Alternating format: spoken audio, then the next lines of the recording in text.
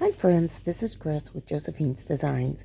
I am back with our weekly rest project and I'm super excited. I just filmed our weekly self-care and then I went to my ladies Bible study online and now I'm back with this one and I'm excited. It's always amazing whatever we're studying that how God applies that in our hearts and how he you go to one thing and it applies to another thing, or you study another thing, and it's always amazing to me how God works it all together for his good and his glory and to teach our hearts. So anyways, I'm excited. Let's pray and let's get started. Dear Heavenly Father, we thank you so much for this day. Help us to rest in you. Help us to be quiet, still, and listen to you. And help us to obey you. Lord, there's so many things that we fail at in our lives. Oh, Lord, we're so sorry. Oh, Lord, please teach us. Help us to completely repent, do a 180 and turn. Lord, I know in my own life I have some things that you're dealing with me on, and I thank you, God. I thank you that you care enough that you would show us your way in our lives. Lord, I pray right now as we open this up that you'll teach us through your scripture and guide our steps. Lord, we love you, we praise you, we thank you for every little thing, jot and tittle, that you are doing in our lives. And we just pray, God, that we could be pleasing to you, that we could learn what you're showing us, and that it would penetrate deep into our hearts and then into our lives. Lord, again, we love you, we praise you. In Jesus' precious name I pray. Amen. Okay, friends, so let's get started. We are on week 3, pages 12 and 13 of the Weekly Rest Project. Okay, so we talked about the Sabbath last week, and now we're talking about a deeper Sabbath, restores more fully. And I love this. This is such a good lesson. Okay, so it comes from Leviticus 25, 2 through 4, and this is from the Message. When you enter the land which I'm going to give you, the land will observe a Sabbath to God. Sow your fields, prune your vineyards, and take in your harvest for 6 years. But the 7th year, the land will take a Sabbath of complete and total rest. So many of you know we're surrounded by 3 sides of us are farm fields. And then the other side of us is cattle. And so we are really, though we are now annexed into our town, which means yucky taxes. but the beauty of it is getting to see God's creation. And we are a part of that on our own property. We have our own projects. But one of the good things that we've seen, and we also had a friend whose family were big farmers. And it's very interesting. We don't rest the land the 7th year in America. We tend to not. There's some people that do, and I think there's a lot of wisdom in that. And what we see now in our agrarian society is that our fruits and vegetables, our grains, they're not as nutrient rich as they were, as God intended, because we've depleted the nutrients in the soil. And it's not only important just to rotate the crops, but also to rest the land. And that is what God is giving us as an example in his word and a guidance, But he's also giving us the example in our lives. So let's keep reading. I think it's a really important part of today's lesson. So, all right. This edict from God to let the promised land observe a 1-year Sabbath to God was probably confusing to the Israelites. After all, a whole year off from planting crops and tending the land must have felt threatening to their food supply. But God knew something that the Israelites didn't. Even the land needs rest. Constant planting and growing uses up all the nutrients in the soil, and until eventually crops won't grow or growth will be stunted. A year off from growing allows the soil to be replenished. If time off for replenishment is necessary for something as basic as soil, we, with our incredibly complex bodies and minds, need the same. Observing a Sabbath each week is crucial, but we need more rest than that. Taking longer stretches of time off is important to help replenish ourselves. Seasons where we work less and rest more can help immensely. So, I am married to a very active man, and I've shared bits and pieces. But my idea of a vacation is going to a beach and just laying there on the beach and resting. Being quiet, listening to the waves, praying, sleeping, whatever it is that God's going to need to do with my body. My husband's idea is, no, that's not vacation. Let's go get like parachute sails or, we haven't done that, but, something. Let's go. And for me, that's not what I need. Usually my body needs to stop and sleep and rest. And I am at a point now where it's just he and I. And I'm going to have to go back to saying, go ahead, do what you want to do, but I'm going to stay here and rest. And one of the things I used to do when we camped with our kids was, because I took care of the kids 24/7, it was like he would let me go into the bedroom portion of our little tiny camper, and I could shut the door, and I could read, I could listen to audio tapes, I could sleep if I wanted to. And not that I ever slept, but, I could rest my body. And, oh, sorry, guys. What is that? A week too. Anyways, and I need rest. Actually, I need sleep. I thought about that this morning, that we went all weekend, between church and anniversary, and we had a Valentine banquet at our church. It was so lovely and so much fun. It was just pure joy. The gal who runs it, she's just she's a dream when it comes to things like this. And just the rest of laughing, and even sometimes when we're with people, it can be rest, if that makes any sense. But what God is talking about here is that deep Sabbath rest where we slow down, we take a breath, we don't go fix the gate, we don't go to the grocery store, and we don't go, cook up a week's worth of meals. We rest. We go to church, we honor God, we love Him, and then we come home and we rest. And that's a really important thing. I think there's even merit in that would affect someone else. I think there's merit even just going to eat a quick lunch, maybe with friends from church or just by yourselves as a family, because Mama doesn't have to go home, figure out what to cook, prepare it, clean up all the dishes, and the pots and pans, and then be thinking about the next meal, because that's what we do as women. We prepare one meal, we serve it, and then we think about the next meal. And I think that there is something lovely about going out to eat. We did that this last Sunday because it was our anniversary. Oh, excuse me. I need rest. But we never, ever, ever go out to eat because my husband hates spending the money. And I remember when we went to the Messianic Jewish church, a lot of people would make food ahead so you don't have to cook on the Sabbath. And I think that there's a lot of wisdom in that. And I want to do more at that. And I want to rest more on Sundays. And I want to sleep more. I know that sounds like, oh, you're being a bum. But no, I probably sleep about 5 hours a day.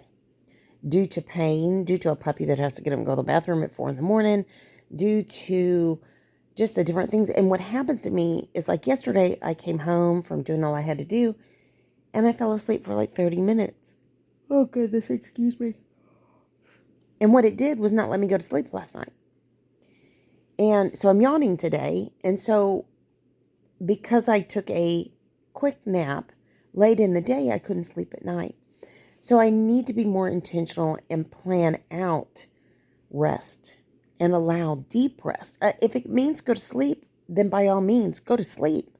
If your body needs sleep, and mine needs healing, and one of the best time we have cell regeneration and healing is in sleep mode. So if that be what God is calling you to do, and clearly He must be calling me this because this is week 2 of me kind of yawning, I need to obey that. Okay, so let's see. If you could take a Sabbath, what would you do to rest and replenish yourself? So I just shared that. And leave a comment below. What would you do to rest and replenish yourself? Would it be go lay on a beach and listen to the ocean? Would it be, take a nice walk? Would it be go pick flowers? There are things like that just like float my boat. We always grow zinnias and they go crazy on the property. And I'm always like, who can I give flowers to? Who can I take flowers to? And that's always my joy. I love that. And it does replenish me because I get to love somebody else. I get to thank God. As I walk through the garden, I get to thank God as I cut the flowers. And then I get to pass that on to somebody else. And that is just pure joy to me. I can't wait for that part of our garden. So, and I have a dear friend that we send pictures back and forth to each other, and we just have been sending back and forth our amaryllis pictures. I always say that with a funny list, but we both have different colored amaryllis, and we ended up with the same ones. And so, she sent me a picture recently and said, have you ever seen one this color? And I said, actually, did you buy that at Walmart? And she goes, yes. And I said, so did I. I said, here's a picture of mine. And she sent me a picture of hers. And then we went to the next color and we exchanged. And I've got another set that I just started up last night. So, that is pure joy. And we encourage each other that way. And is that a rest for you? Is that a rest for you for somebody to love you and send you pictures and you to love them and send pictures? Maybe that floats your boat. Maybe that's your rest in the Lord because you're encouraging somebody that's a brother or sister in Christ. And that is a blessing. And, loving others, God said, love me and love others, love him completely, heart, mind, but also that we're to love our neighbors. And so that maybe that be a way that would encourage you. And, okay, let me keep going. How can you incorporate some of these activities into your existing periods of rest? So how can you incorporate some of these activities into your existing periods of rest, even if just for a weekend or a holiday? Years ago when we used to camp with our kids, I would take scrapbooking and I would catch up on all my scrapbooking. And I would spend like a whole day in the recreation room of the campground while my husband would go take the kids and go down the river or what, all the good stuff. And it was important for me, number one, to have that time alone. Number two, to feel like I was doing something to honor my family, to feel productive. It was also time for me to be alone with the Lord. And I miss that. I miss those types of activities. And even though it's just he and I, he even said last night, he said, it's just not normal for people to be together 24/7. Husband and wife, or, spouses and, husband and wife. And so we were talking about retirement, and we talked about that we each had our own things and our own ministries and we do a lot together. We are of one flesh. You leave and you cleave and you become of one flesh with your spouse. And God is very specific about that between a husband and a wife. And though we mamas want to put all of our time into our children, which I did way too much, clearly now, and I see that now. And I loved my children. And there was sacrifice and there was, joy in that sacrifice. I'm not going to lie, But they leave and they cleave to their new spouse. They become of one flesh to a new, to their spouse. And we have to step out of their way. And, we don't have the same mama role and daddy role. And I'm just going to kind of leave it there. But now we have a different role. And so as my husband and I are talking about, we're getting ready to go away for a trip, not in, something very affordable because we're living lean, but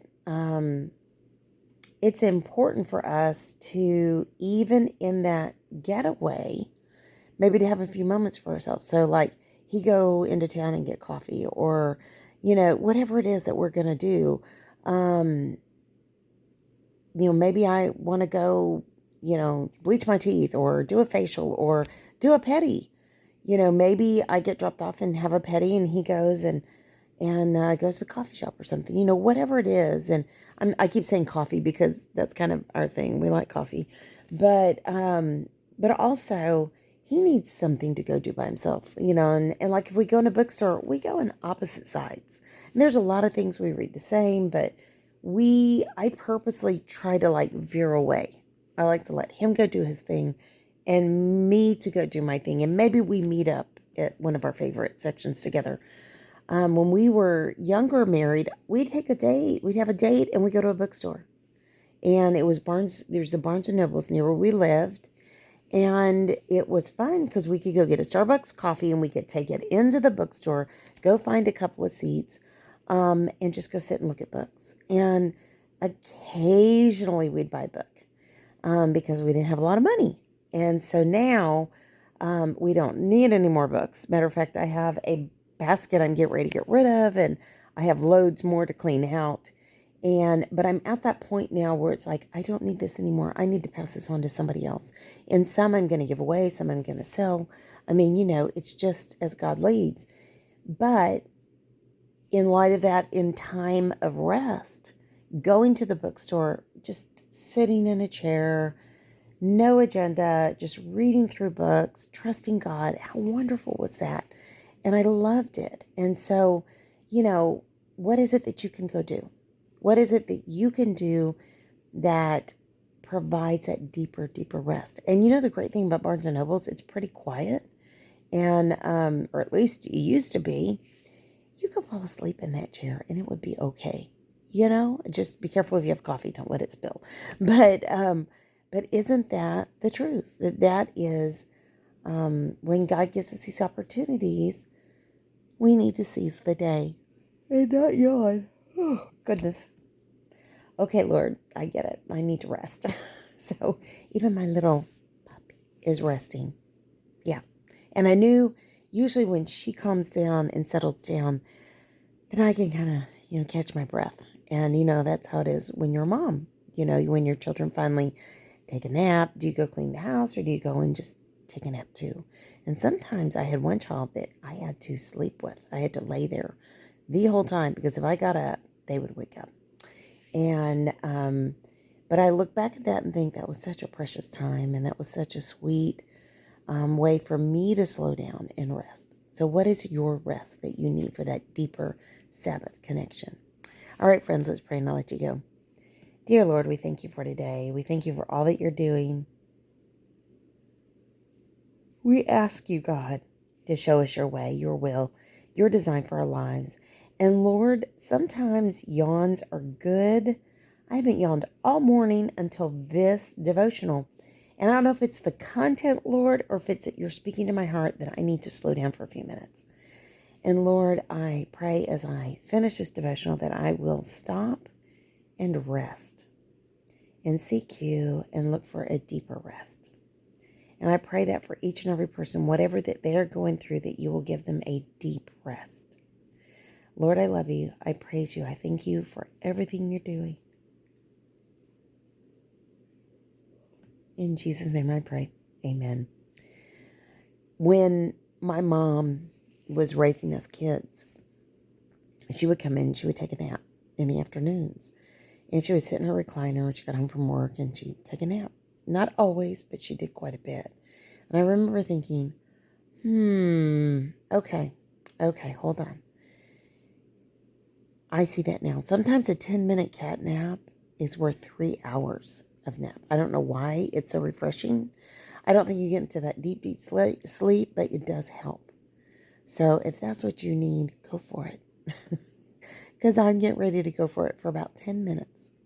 And I'm going to set my little alarm and then wake up and get going again on my to-do list for the Lord. All right, friends. I pray your day is blessed, creative, and lovely. Thank you so much for stopping by today. And I will be talking to you soon. Love y'all.